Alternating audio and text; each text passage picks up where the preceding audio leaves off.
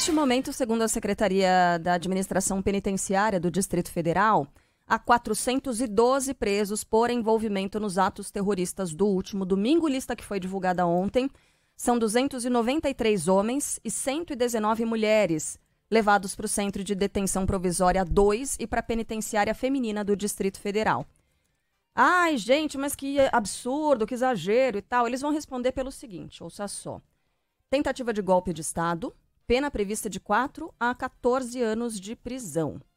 Outros 599 detidos no acampamento em frente ao QG do Exército e que estavam na Academia Nacional de Polícia foram liberados. No geral, foram idosos, mães acompanhadas de crianças. E aí tem gente que questiona como é que pode levar a criança? Como é que pode levar a criança para acampar em frente a um QG do Exército numa situação como essa? Eu acho que a questão tem que ser invertida, né? Não como é que pode levar a criança para esse centro. Vai separar a criança da mãe que está sendo conduzida pela Polícia Federal? Acho que não é o caso. Então, essas mães acompanhadas de crianças foram liberadas. Pessoas com problemas de saúde ou em situação de rua foram liberadas. Idosos foram liberados. Mas aí, essas pessoas, só lembrando. Ontem estava conversando com um colega, não sei se eu posso dizer o nome dele, mas o raciocínio era o seguinte. Imagina só essas pessoas, né?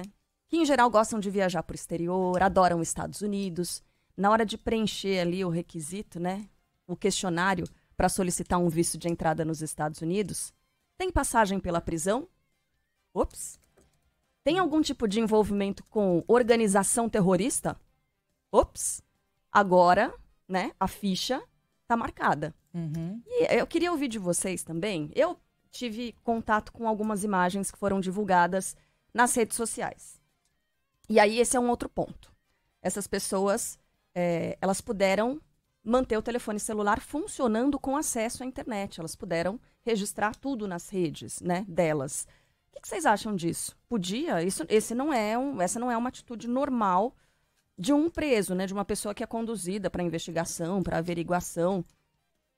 O que você acha, Ellen, disso aí? Então, eu sou uma pessoa que eu já tomei muito pau, porque eu, no começo da minha carreira, e academicamente sempre estudei muito segurança pública, fiz pesquisa em presídio, e sou uma pessoa, assim, defendo muito direitos humanos, enfim, é difícil você defender direitos humanos no Brasil, porque o entendimento sobre direitos humanos é muito complicado, né? Ontem eu estava vendo o juiz de execução penal Valois, que é uma referência no Brasil, ele é juiz na Amazônia, e ele disse, ó, assim, né, ele, assim como eu, sempre defendeu direitos humanos, né, e em uma das coisas, por exemplo, que a gente defende é que o preso tem que ter boas condições e que ele tem que cumprir pena perto de seus familiares, porque isso é uma coisa importante para sua ressocialização. Então, por exemplo, se tem alguém de Porto Alegre lá, é bom dar uma olhadinha, se tem vaga no presídio central, pode ser reconduzido no presídio central de Porto Alegre. Tá falando isso depois do julgamento. Mas assim, mas não, por exemplo, eu acho que eles têm que estar na mesma condição que qualquer pessoa que é presa no Brasil. As pessoas que são presas no Brasil não podem ter acesso a celular. Então, não podem. Então por que eles têm uma diferença aí? Mas eles não estão presos, eles não estão presos ainda. Eles estão sendo detidos. Exato, para averiguação. Eles foram detidos para averiguação, tanto que uma parte aí foi solta. Exato. Eles não estão presos ainda. Legal aí. Aliás, até esse é um problema do Brasil, né? A gente tem muita gente preventivamente presa que não foi julgada, e você não pode pré-julgar essas pessoas. Essa é uma questão muito séria.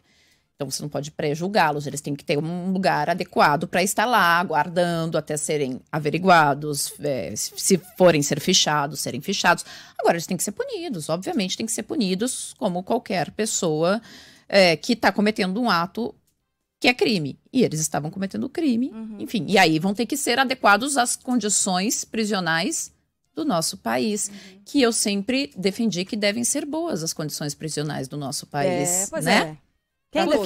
Para todos, né? Agora, essa é uma questão do ponto de vista legal, você pode não gostar, você pode discordar, a gente pode chamar do que de fato são criminosos, golpistas. Porque eles foram conduzidos em flagrante. Exatamente. Né? Eles estavam cometendo crime quando foram levados pela Polícia Militar para esse centro da Polícia Federal. Mas é isso, mas foram detidos, não foram presos e não teve o auto de prisão. Portanto, sem o auto de prisão, me parece que a gente pode até conversar com o Aidar, outros juristas, mas o entendimento me parece ser esse. Não saiu auto de prisão e há diferença entre os que estavam detidos e aqueles que no final serão presos, julgados, condenados, e aí já é uma agora outra sim, história. uma coisa importante, no dia a dia, uma pessoa que é detida e vai para uma delegacia, é esse o não tratamento? costuma ficar com celular, não costuma ter esse tratamento. Muito embora é isso. Eu defendo direitos humanos e tratamentos conforme prevê nossa lei para todo mundo. A gente pode, inclusive, depois exibir as imagens de um jornalista que foi detido e conduzido para a delegacia durante uma ação de reintegração de posse no Paraná, né? Um jornalista... eu vou me lembrar do veículo agora, mas enfim, ele foi conduzido ali no chiqueirinho do Camburão e o celular dele foi retirado. Veja bem, era o material de trabalho dele. Agora... se sim ou se não, a manutenção desse celular, o fato é que o material produzido lá dentro é saborosíssimo. É farto, né? É saboroso. Eu acho que a Polícia Federal até deixou para ver se eles conseguem produzir ainda mais provas contra eles mesmos. O secretário nacional de Justiça falou sobre isso, né? O ministro Flávio Dino também, diretor-geral da Polícia Federal também, sobre o quanto essas pessoas produziram provas contra si mesmas. A quantidade de vídeos em que elas assumem ou que mostram os crimes todos sendo cometidos, né? Elas produziram muitas provas contra elas mesmas e isso tem ajudado, inclusive, na identificação do trabalho da Polícia Federal. E quando você fala de vídeos saborosos, né? Revoltantes, porém alguns saborosos, tem um vídeo, gente, que circula de uma mulher, porque você falou aí do pessoal que viaja, né? Gosta de viajar e para os Estados Unidos e que estava lá. Tem um vídeo de uma mulher em que ela fala: não tem viagem melhor do que esse dia. Não tem Dubai, não tem Paris.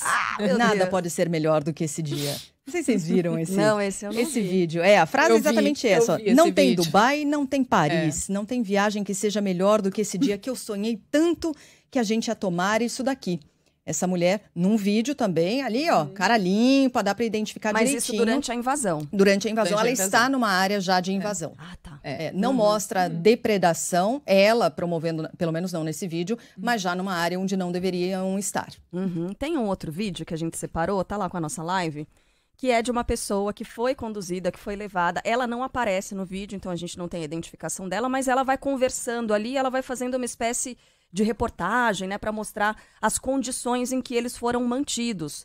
Thiago Rossi vai exibir pra gente. Primeiro tem Porque muitas pessoas são inocentes e não deveriam estar nem sequer aqui mais. Isso é uma vergonha e a gente precisa de transparência e esclarecimento. Isso aí, gente. Isso aí. Vamos mais aqui, vamos andar. Vamos ver. Olha aí, corredores, no chão. Em cima da bandeira. Ela tá mostrando um senhor ali deitado, e se não me engano ela fala moribundo. Agora sim, é uma coisa que é importante a gente... E aí ela tá mostrando o quê? É um ginásio em que as pessoas que estavam acampadas estão usando os mesmos equipamentos que elas estavam usando na porta dos quartéis para ficar ali dentro desse ginásio, que é coberto, tem proteção, elas não estão no sol, não estão na chuva e receberam alimentação. Né?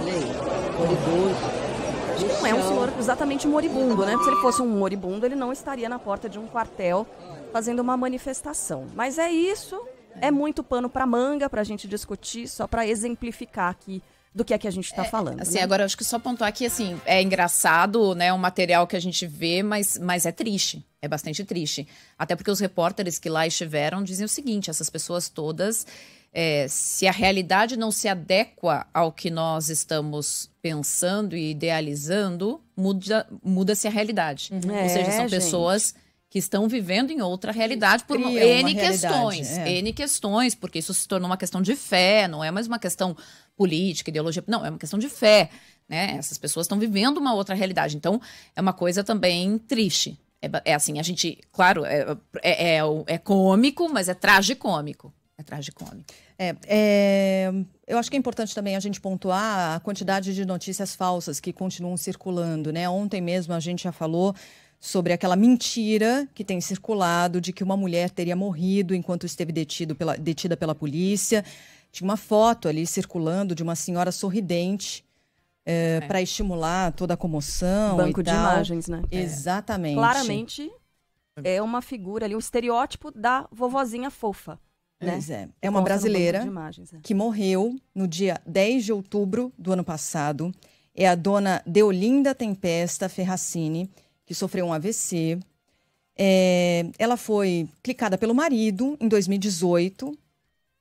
pelo marido da sua neta, ou melhor, é um fotógrafo, é o Edu Carvalho, que publicou esse ensaio num banco de imagens, né? E aí eu estava vendo a entrevista concedida pelos familiares da dona Deolinda, né? Que se revoltaram demais com essa mentira. A neta dela pediu no Instagram que os seguidores denunciem todas as publicações que utilizam indevidamente a imagem da dona Deolinda. Ela disse o seguinte: estão pegando a foto da minha avó e falando fake news, falando que ela morreu num campo de concentração. Por favor, se vocês virem, apenas denunciem. Estou muito chateada, muito mesmo. O banco de imagens da foto da minha avó não dá direito ao uso indevido. Já lutamos uma vez contra isso, que colocaram a foto da minha avó em um totem em São Paulo, falando que ela tinha sido vítima de Covid. E agora, de novo, em uma fake news porca, nojenta. Hoje faz 3 meses que ela morreu e isso é muito triste, foi o que disse a neta dessa senhora.